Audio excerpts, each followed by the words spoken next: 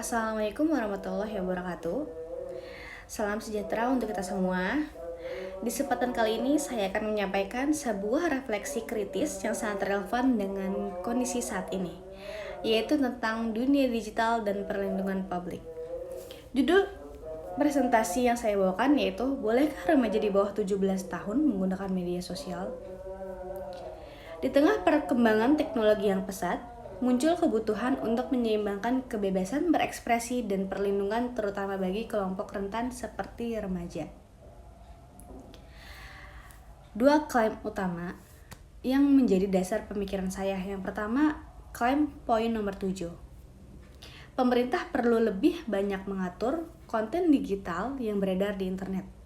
Dan yang kedua, remaja sebaiknya tidak diizinkan menggunakan media sosial sebelum usia 17 tahun.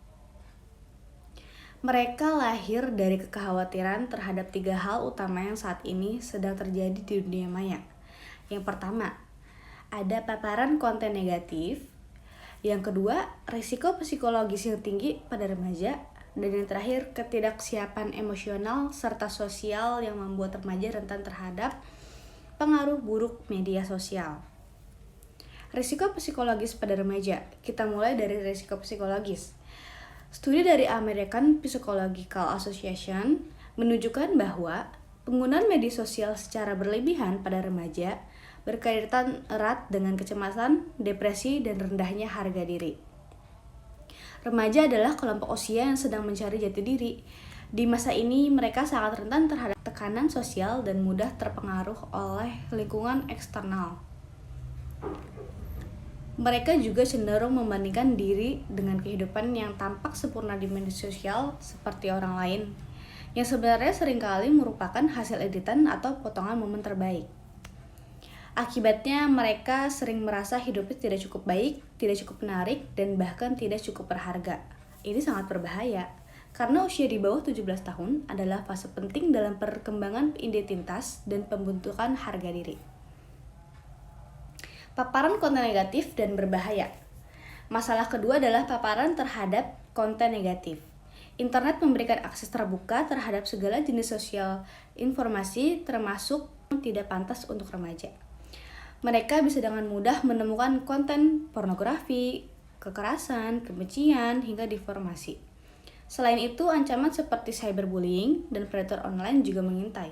Sayangnya, remaja belum memiliki kemampuan kognitif yang emosional yang matang untuk menyaring dan mengelola informasi ini dengan baik.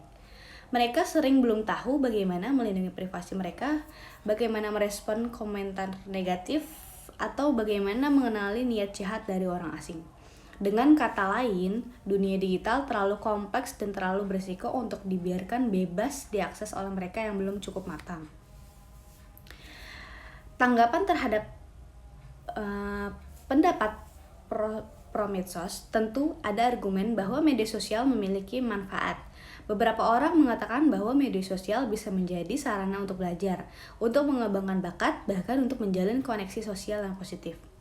Saya tidak membantah manfaat tersebut, tapi penting untuk diingatkan bahwa manfaat itu baru bisa dirasakan secara optimal ketika individu sudah mencukup dewasa secara emosional dan berpikir kritis. Bagi remaja di bawah umur 17 tahun, risiko dari penggunaan media sosial masih jauh lebih besar daripada manfaatnya. Mereka belum memiliki kontrol diri yang baik untuk mengelola waktu, belum paham etika berkomunikasi digital, dan belum siap menghadapi konsekuensi sosial di dunia maya.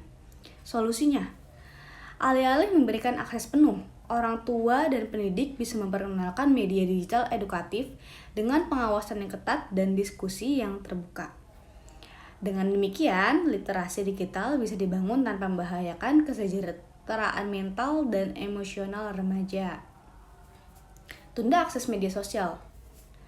Karena itu, saya menyarankan untuk menunda akses penuh ke media sosial hingga umur 17 tahun. Ini bukan semata-mata soal pelarangan, tapi ini soal perlindungan. Pada usia 17 tahun, seseorang umumnya sudah memiliki kapasitas berpikir yang baik, yang lebih rasional, sudah lebih stabil secara emosional, dan lebih siap untuk berhadapan dengan dinamika sosial yang kompleks. Menunda akses media sosial hingga usia tersebut bisa memberikan waktu bagi remaja untuk membentuk identitas yang kuat dan stabil. Sebagai penutup, saya ingin menekankan bahwa regulasi konten digital bukan tentang mengekang kebebasan, melainkan tentang menjalankan tanggung jawab bersama, tanggung jawab untuk memastikan bahwa ruang digital tidak hanya canggih tapi juga aman dan sehat. Pemerintah, masyarakat, orang tua, sekolah, hingga platform digital, semuanya punya peran penting.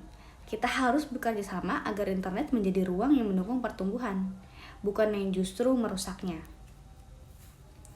Demikian yang dapat saya sampaikan. Terima kasih atas perhatian dan waktunya.